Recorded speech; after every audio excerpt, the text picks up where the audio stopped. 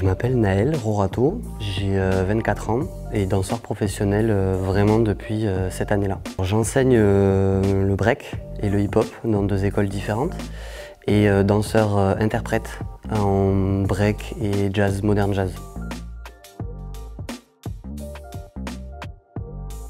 J'ai commencé petit, du coup c'est ma mère qui m'a incité à danser. Je pense qu'elle a senti que c'était fait pour moi. J'ai commencé à 8 ans par le break. J'ai assez vite commencé à explorer un peu toute la culture hip-hop avec le break du coup, hip-hop, dancehall, un peu de locking, du popping et de la house. Je dirais que le déclic ça a été peut-être l'entrée au conservatoire.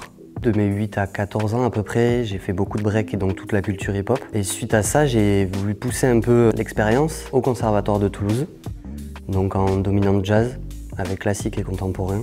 Donc quand on vient de la culture urbaine, c'est un peu compliqué au début. Mais je pense que ça a été le déclic de me dire que je voulais en faire mon métier. Ouais, clairement. Pour mon diplôme au conservatoire, il fallait que je fasse la mémoire. Et en fait, c'est le sujet que j'ai pris. Quelles émotions je peux transmettre à un public et par quel chemin je passe pour en arriver là.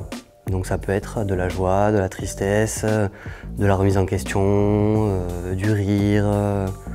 On peut tout, je pense, transmettre par la danse, par le corps. Et je pense que c'est ça qui m'a plu aussi, c'est d'arriver à faire ressentir des émotions au public. J'ai vraiment commencé à travailler l'interprétation un peu plus poussée, approfondie cette année. J'étais entouré de personnes assez importantes dans ce milieu-là. Et en fait, ça demande vraiment d'aller chercher des émotions qu'on a déjà vécues pour les mettre au profit de la danse, de ce qu'on essaie de transmettre. Ça peut être compliqué, il faut arriver à ne pas se laisser déborder et à vraiment mettre ça au service du propos qu'on défend.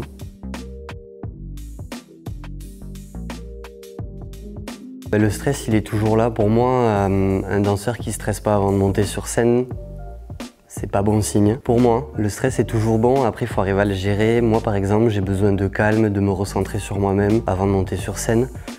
Respirer, marcher, je marche beaucoup. Une fois qu'on monte sur scène, après c'est que du plaisir. Tous les danseurs le savent, on a peur avant d'y aller et une fois que c'est terminé, c'est passé tellement vite qu'on a envie de recommencer juste après.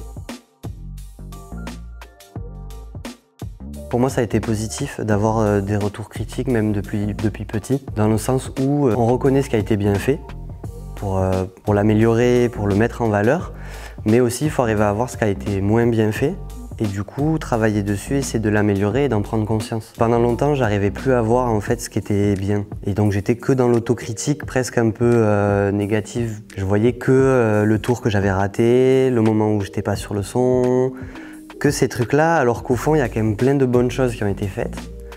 Et donc aujourd'hui j'apprends à peser le pour et le contre, quoi.